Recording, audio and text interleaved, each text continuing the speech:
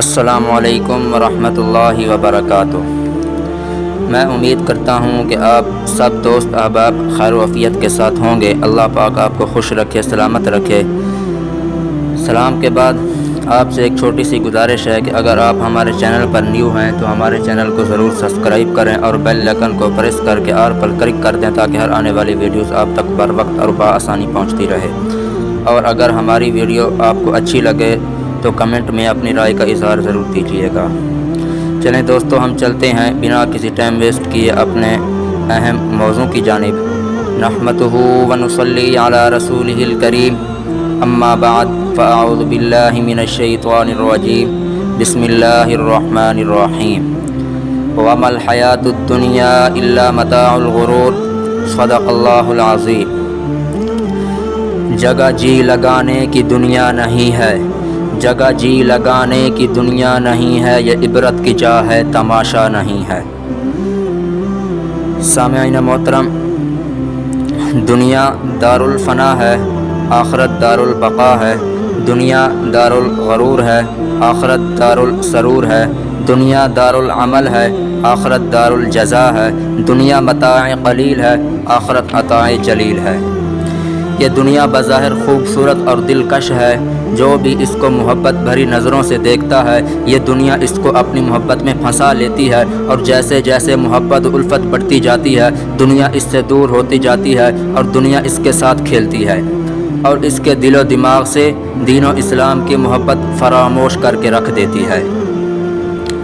اللہ رب العزت نے قرآن پاک میں ارشاد فرمایا ہے، وَمَا الْحَيَاةُ الدُّنْيَا إِلَّا مَتَاعُ الْغُرُورِ، یعنی دنیا کی یہ خوشنما زندگی سراسر دھوکے کا ایک سامان ہے جس کی حیثیت لنگڑے مچھر کے پر کے برابر بھی نہیں ہے۔ سامعین گرامی، میں آپ کو ایک آسان سی مثال دیتا ہوں۔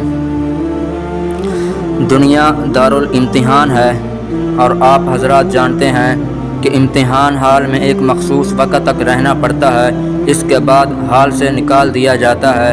اگر حال میں آپ نے اور میں نے پرچہ ٹھیک اور درست حل کیا تو انشاءاللہ آپ کو کامیابی کا پروانہ ملے گا، اور اگر پرچہ درست حل نہیں کیا تو ناکامی سے درقرار ہوتے ہیں۔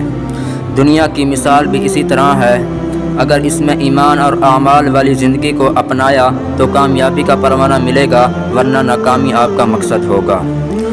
سرور کائنات صلی اللہ علیہ وآلہ وسلم نے ہمیشہ اپنی امت کو دنیا کی محبت کو دل میں جگہ دینے سے منع فرمایا ہے، اور دنیا کی زہری سرور و حسن و زیبا کو کفار کے لیے قرار دیا، اور مومن کے لیے اللہ تعالیٰ نے سکون و راحت کی جگہ جنت بنائی ہے۔ نبی کریم صلی اللہ علیہ وآلہ وسلم نے ارشاد فرمایا، الدنیا سجن المؤمن و جنت الکافر، یعنی دنیا کفار کے لیے جنت ہے اور مومن کے لیے قید خانہ۔ کفار دنیا میں جس طرح چاہے کر سکتا ہے، جس طرح جنت میں مومن چاہیں گے کریں گے، لیکن یہ دنیا مومن کے لیے قید خانہ ہے، یعنی مسلمان شریعت محمدی صلی اللہ علیہ وآلہ وسلم کے پابند ہیں، اپنا چلا نہیں کر سکتے، ان کی مرضی تو جنت میں چلے گی۔ سرور دو عالم صلی اللہ علیہ وآلہ وسلم نے ارشاد فرمایا، کن فی الدنیا کأنک غریب او عابر سبیل، یعنی دنیا میں اس طرح رہو جیسے کوئی مسافر یا راہ گزر رہتا ہے۔ ایک اور جگہ ارشاد فرمایا، حب الدنیا رأس کل خطیئہ، یعنی دنیا کی محبت تمام خطاؤں کی جڑ ہے۔ ارے نادان انسان تو ہوش میں آ، دنیا پرستی اور زر پرستی سے باز آ، دنیا اور اہل دنیا سے تعلق کو توڑ اور خلاق عالم سے واسطہ جوڑ۔ شاعر کیا خوب کہتا ہے، دنیا سے دل لگا کر دنیا سے کیا ملے گا، دنیا سے دل لگا کر دنیا سے کیا ملے گا، یاد خدا کیے جا تجھ کو خدا ملے گا۔ وما علینا الا البلاغ المبین، ہمیں اپنے دعاؤں میں ضرور یاد رکھ۔